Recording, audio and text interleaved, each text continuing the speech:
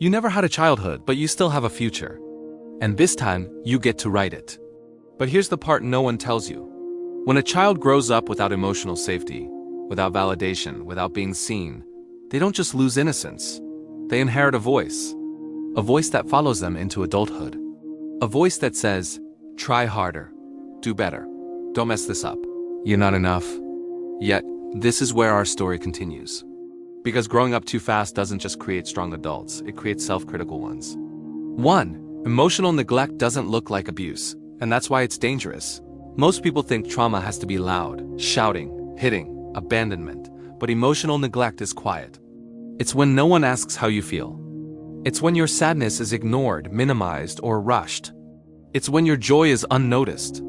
It's when you learn very early that emotions are inconvenient.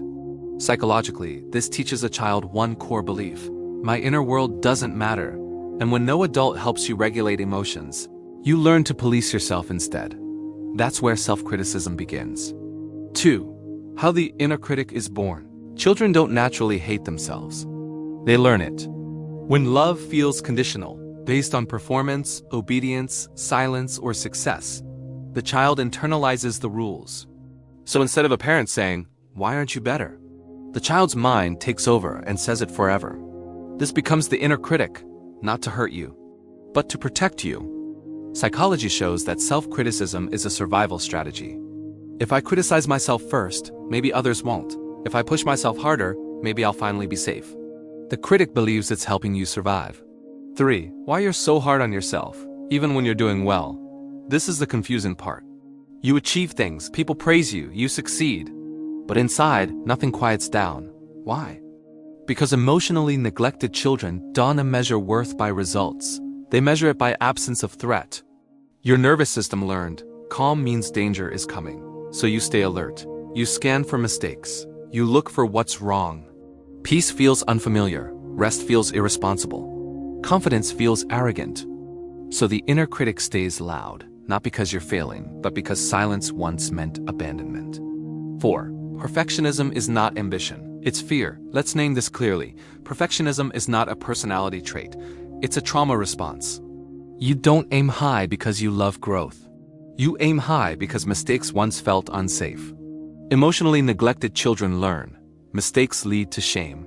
Needs lead to rejection. Vulnerability leads to disappointment. So you become flawless.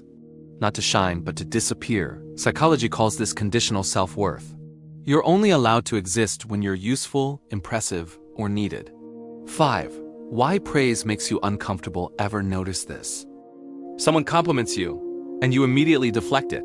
You minimize it. You joke. You change the subject. That's not humility. That's distrust. Your brain learned that attention was unreliable. So when someone sees you now, it feels dangerous.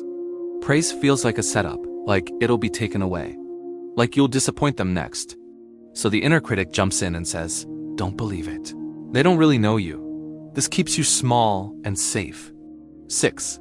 Shame becomes your identity. Here's the deepest wound.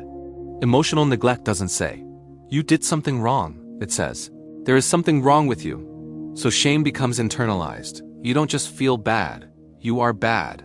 Psychologically, this creates a shame-based identity. You apologize for existing. You over-explain. You feel like a burden. You feel guilty for resting. You feel selfish for needing support. And the inner critic reinforces this every day. 7. Why self-compassion feels fake or weak when people say, be kinder to yourself.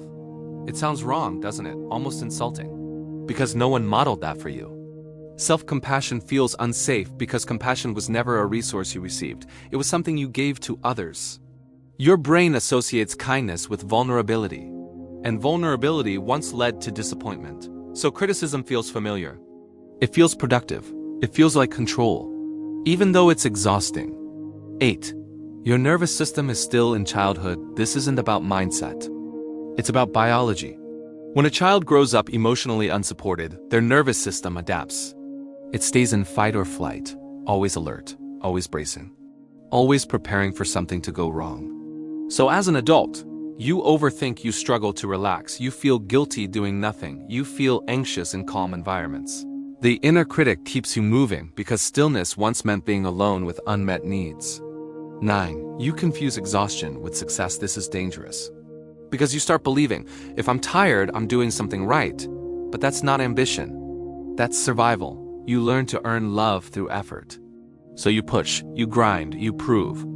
And the critic says, not enough. Keep going. Don't stop. Until burnout forces you to. 10. Healing isn't silencing the critic. It's understanding it. Here's the turning point. The inner critic is not your enemy. It's a scared part of you that learned, if I don't stay vigilant, we'll be abandoned. Healing doesn't start with fighting that voice. It starts with asking, what are you afraid would happen if you stopped? And slowly you realize, the critic is protecting a child who never felt safe. 11. Reparenting the self. This is where real healing begins. You become the adult your inner child never had. You learn to say, you don't have to earn rest. You're allowed to need. Mistakes don't make you unsafe. This is not positive thinking. This is nervous system retraining. You teach your body that safety can exist without performance. 12. Learning to receive without guilt. Emotionally neglected children become givers.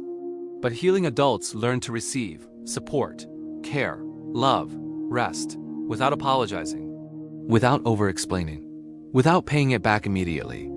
This feels terrifying at first, but it's how the cycle ends. 13. You were never too sensitive. You were unmet. Let this land. You weren't difficult. You weren't dramatic. You weren't weak. You were emotionally hungry in an environment that didn't know how to feed you. So you learned to feed everyone else. Healing is learning to feed yourself. Conclusion: the end of self-punishment. If you're hard on yourself, if your inner voice is cruel, if rest feels wrong, if praise feels unsafe, if peace feels unfamiliar, there is nothing wrong with you. You adapted, but you don't have to live in survival anymore. You are not the child who had to earn safety. You are the adult who can create it.